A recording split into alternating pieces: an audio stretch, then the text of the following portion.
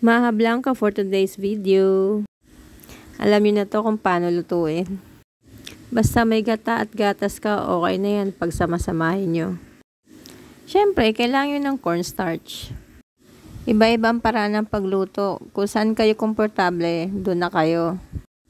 Yun ang gawin yung paraan. Depende na sa inyo kung anong ilalagay yung mga ingredients. Yung mga ingredients ko, mga pa-expired na. Pwede na yan pag nainit. Charot.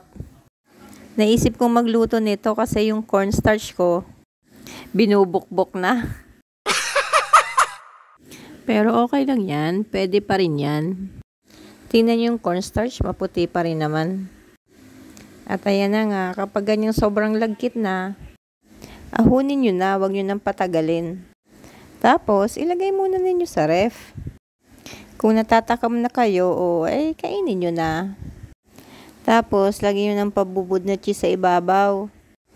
Pwede rin naman yung kung gusto nyo lang. Ay, latik pala yun. Ayan na. Luto na. Kain tayo. Bye!